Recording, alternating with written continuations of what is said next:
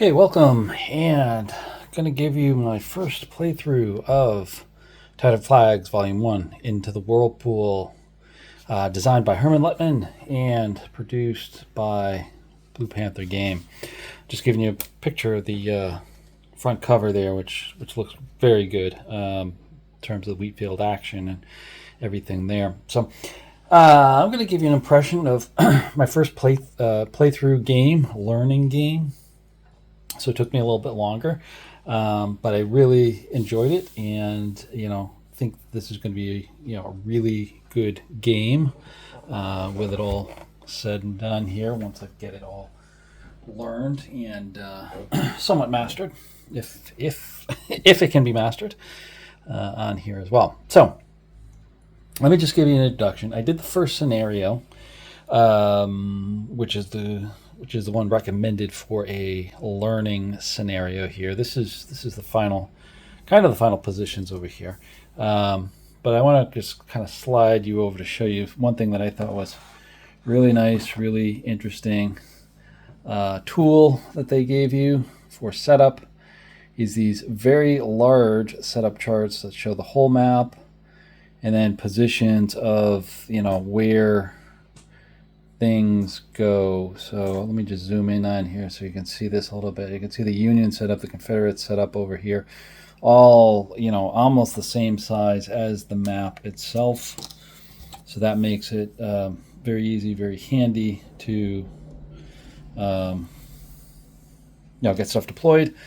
Also too, down at the bottom, move this up, it actually gives you the turn track, shows you the turns over there where it starts from. A little bit of a terrain chart you can put over to the side here as well. Found that very useful. The other nice thing about it with this first scenario, you'll notice the Confederates and the Union are well far apart. You also notice there's a lot of woods in between here that allows you to learn the sequence of play and the whole move, actions, or I should say orders, actions, and movement first before you dive into the details of combat, which is firing and close combat and morale within there, which is kind of nice. It kind of slowly introduces you, but by the time you get to the end of the scenario, we'll have gone through all the steps in the sequence of play. So that was very useful within here too. Also say this is a different level of detail for a American Civil War game. There is a regiment level, but it basically starts at your brigade level down to your regiment level, and then what I'm calling, it's not said in the rules, but I'm calling down to a company level. So that's a little bit different than other games like Blind Swords and Great Battles of the American Civil War, Line of Battle, and so forth, where it's usually regiment, brigade, and division are your three levels, maybe even corps with Great Battles of the American Civil War. This is different. This is down at the company level too, which is kind of interesting. And I think one of the reasons why people think this is a more of a miniatures type of game here, which it does have a little bit of a feel to it with it, but it's just a different level of detail, which is kind of interesting. And that's one thing that just my comments on terms of how I learned this, that helped me a lot when I basically said to myself, oh, these units that we have here are really, let's see if you can see this over here. These units that we have on here, or there we are, have here really are just groups of companies within a regiment. And we're going to have multiples of these per regiment. So for instance, like this is the 3rd Arkansas. The rest of these are here, here, and here. And you have a command unit here as well. So it really kind of breaks down into a company level type of game.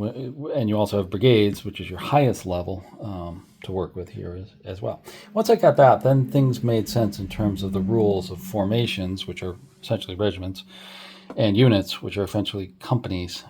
Made a lot more sense, and it becomes very interesting in terms of terms of what you can do. So let me go in and talk a little bit about the play I had, and talk a little bit more comments about this. What I found was very good, and a couple of things I found interesting here as well. So started off roughly about here, just off the stream, this side of the stream here as well.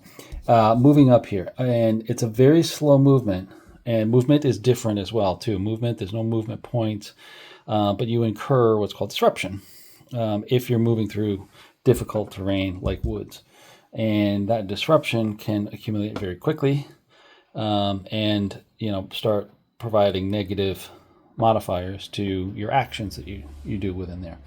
But fortunately, there's a function within the movement that allows you to clean up that disruption. It's called a redress, and that allows you to remove that disruption that occurs as you're moving through wood. So this is akin to, if you've ever seen reenactors or anything of the units, moving through this rough terrain, the individual squads kind of having to dodge trees, rocks, etc., but then picking a point, stopping, and then dressing the line again. Basically getting back in line and making sure they're okay. Kind of an interesting concept within here. Kind of gives you that feel of a regimental commander having to dress the lines and keep things all together. Some other things, like you've got to keep these units all together. They can't go off willy-nilly attacking or going to their objectives. So that's kind of nice too. And it also gives us something interesting, just to throw out a point I'll talk about later, is the ability now to actually create regiment level movements, within here, to, put them out as a line, put them out as a column, put them out as columns of companies, and do different types of formations, much like you would see in some of the old tactics manuals, like the Hardy manual and others. You can now do that here in a very nice manner. I can actually stack these units up behind each other, or I could, have them off the side, put them in line. Other types of formations you can do, you can refuse. If I did something like this and put this guy back here, I've got a refused line over here, and different things like that you can now mimic those movements of the individual regiments within a battle. So I find that very, very interesting to explore with not only this battle, but with other battles there as well. So anyways, first couple turns was just moving up, getting used to that type of thing. Also too, from the Union perspective, they're deployed slightly back here, just kind of at this edge of the fence line and into the woods over here. And I thought, let's take advantage of cover, because you get some benefits of cover. So I actually moved them up. So the engagement actually happened more in the woods itself, and I wanted to see how that was going to work. And that was kind of interesting, because obviously the shooting and stuff was less effective. It was a little bit more interesting, and kind of trying to keep the Confederates away from the victory hexes, or I shouldn't say hexes, but victory stars over here. Basically this cluster right over in here, trying to keep them away from that as much as possible here, as well as just kind of experimenting with everything. We had the 17th Maine over here, part of Detroitbrand's brigade. They actually marched across the field, so you get a little bit of action going cross country over here. Roads are a little bit tough. There's only one real major road, and then you've got some trails over here that you can move along here as well. But you've got that. We have some artillery back up here that I kind of moved up. Winslow's batteries really don't get a lot of action in this particular scenario, but Smith down here does, and I'll talk about that a little bit later when we get into close combat with that. So you do have some artillery over here. Confederates are mostly infantry on here. Of course, the rest of it's Union infantry over here holding the line. Now, another couple of nice things about the counters. Very, very nice counters, by the way, too. They're the typical Blue Panther counters, kind of a wood board counter, laser cut type of thing. Very nice, very comfortable, pre-rounded, so you don't have to round them on there too. But over here, I wanted to show you this. You'll notice this unit is disrupted here. And actually, let me zoom in right there for you as well, so you can see a little bit better. So this unit right here, and if I tip it up a little bit, there we go. You can see he's got a disruption under there. And the way that the counters, the marker counters are meant to be used is to put under the units with this end of it kind of hanging out underneath, showing you what it's at. So in this case, the 3rd Arkansas is at a disrupted 2 state. You can see over here, the 20th Indiana has a confident marker underneath it right here. And then if I zoom out so you can see some of the other ones, you'll see other ones where the Ward, the leader, has a defend order. Roberson has an assault order. And you can see that's kind of nice because you can see the units and you can see, what their status is just by looking at the counter underneath the unit on there as well. So that's another nice feature to that. So anyways, these guys moved up. Eventually they got close enough to shoot at each other. And that's where most of these disruptions occurred, because as part of the combat, it's a little bit different here as well. The combat is really 3 pieces. I want to say 2, but it's 2, and then the result, which make 3, possibly even 4 now that I think about it, coming off of here. So first off, we have our regular fire combat. This is, where they're standing off in lines, shooting back and forth at each other with volleys and things like that. So that's pretty interesting because you can come up, shoot back and forth, much like every other ACW game over there. And that really just incurs casualties or disruption. It either inhibits your activities or it causes casualties. But it doesn't necessarily test the fortitude of the unit in question. That's done as part of the morale. Okay, and that's really only happens as part of the close combat. So the shooting back and forth here is just kind of weakening the units, but it's really not testing their resolve unless your disruption gets too high.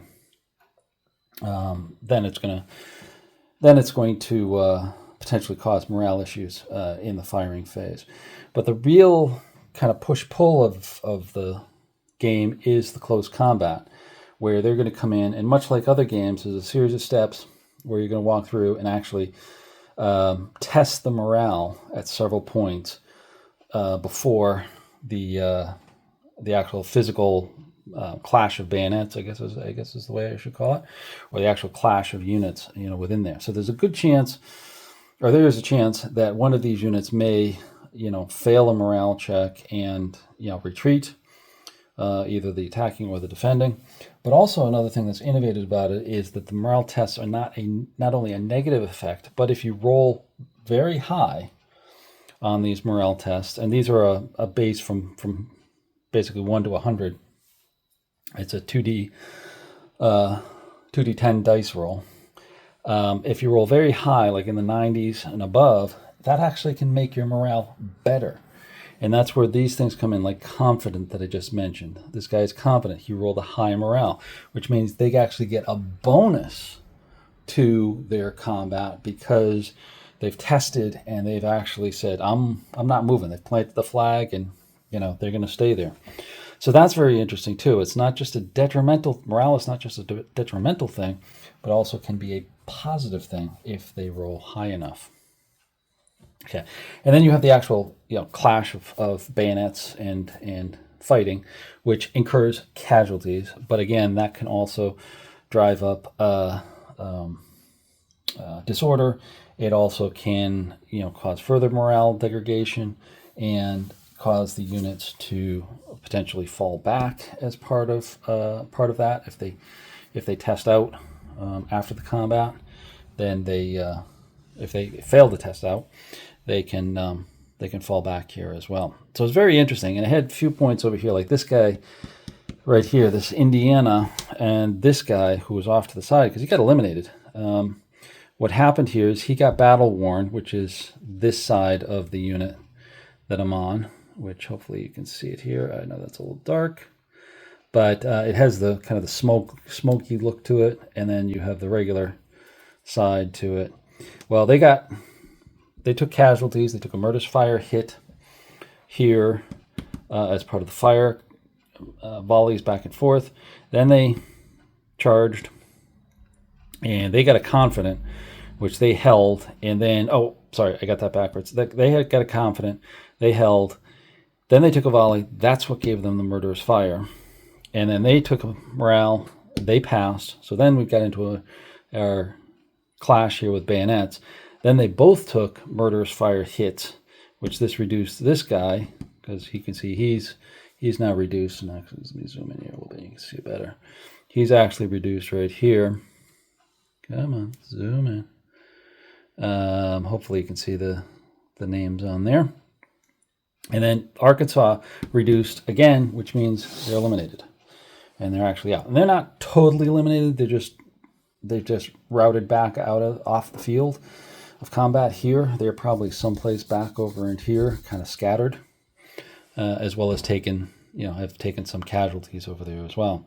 So really kind of an interesting, kind of comfortable close combat system. If you're familiar with other ones like Great Battles of the American Civil War, it's very, very similar, very, very easy to pick up on here as well. Same thing here to the south. I had some more combats. And this was where I found that these guys had a tendency, the Texas units and the Georgian units had a tendency to drift over into the triangular field. For those of you who are familiar with Gettysburg, this is probably 75% of the triangular field. They knocked out this little piece over here, which, me personally, I'd love to have an extension that went down off the map this way to show the rest of Houck's Ridge and Devil's Den down there as well. But yeah, I know this is the Wheatfield battle, so we'll just go with it from there. But a lot of action down here because they were going for victory stars over here. And the 1st Texas attacked here. Not much action. They get disrupted. They were confident there as well. 15th Georgia. This was interesting because they came up and Smith's battery took the shot at 1st Texas, and then 15th Georgia came up and close assaulted there. And they Smith's batteries passed. They took a canister shot, missed. They didn't take a canister shot. They did a morale check, and they got a withdrawal, which forced them to retreat back to here. And you notice they got some disruption on there as well. So the 15th automatically won at that point here, which is kind of interesting. And this was one of my points of kind of like scratching my head a little bit, because they said, looking at the attack down here of the 15th on unsupported artillery, with no infantry in with them, to withdraw the whole battery, I'm presuming the guns as well, I thought was a little bit odd, particularly in the face of Confederate units being right in their face to attack. Something with, say, abandoning the guns and having the gunners, withdraw. That kind of sounds a little bit more plausible as well, where the guns would be, stuck in here and abandoned, and consequently can be captured. Not necessarily used on the Union, but they would be captured at least, and then give a chance for the Union to counterattack, because you do have the 124th right here who could potentially counterattack there as well if there was another turn. So something like that, overrunning batteries. I didn't really see anything in there for it. If there is and people know about it, leave a comment. I'd love to know about that. But I just saw overrunning batteries would be great, particularly at this particular scale. The brigade, regiment, company level type of game makes a lot of sense to have something like that. But minor point in the scheme of things with the way this plays out. So ultimately, this is where it was the last turn, 5 p.m.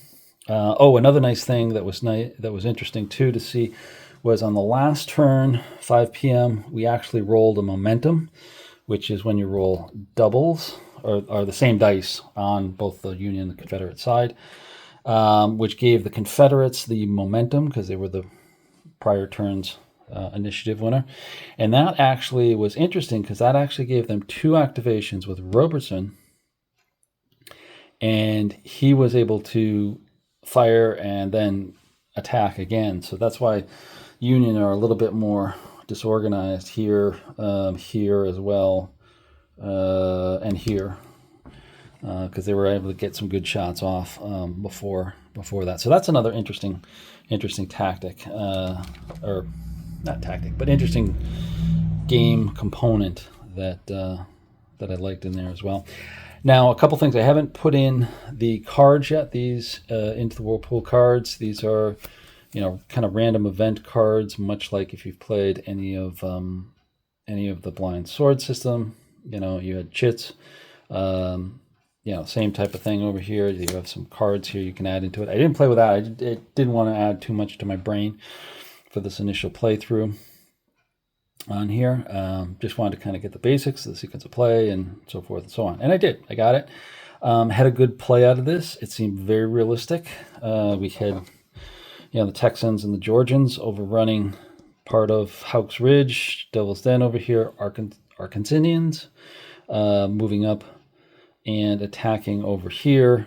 Little ahistorical pieces of having Ward actually push up into the woods, and the main units come into the woods over there. It's a little bit different. They kind of stayed out back over here, and these stayed back here as well. But that's what the game's all about, is getting pretty much a historical context and then letting you go at it. Because, the minute you start rolling dice, you've changed history. So, it is what it is. So I'm really liking this. Great playthrough. This one was a Confederate victory. I'm probably going to set this up again to try some more tactics. Introduce the cards, as I said. I haven't brought those in yet. And just kind of refine the rules on the second play over there as well. And then I may try this again, doing a turn-by-turn type of thing. And, you can see the critical action and the tenseness of each turn that's in there as well. But I'm very happy about this. Thanks, Hermann, if you're watching. This is a great design. I know this is an upgrade design of the original, which I had wanted to get ever since I heard about it a number of years ago, but hard to find. I'm glad you brought it back out, that we could see it. Also, thanks to Hex to Hex for kind of challenging me to get this on the table, take a look at. I thank you for that, because this is interesting. It takes a bit of learning, as you had said, but I think it's really kind of interesting once you get your brain wrapped around the concepts to the whole thing, particularly at that company level, which is something you don't see every day with it. So really innovated, something different for Gettysburg. Particularly the second day of action there. So hopefully you like this. You have about 23-4 minutes of me rambling on about my first play. Hopefully you enjoyed this. Questions, comments, etc., please leave a comment. If you like this video, please like it and subscribe, because, as I said, I'm going to be making more of these, and I do still have my other series going on there as well. So look forward to bringing more to you. Thanks for watching.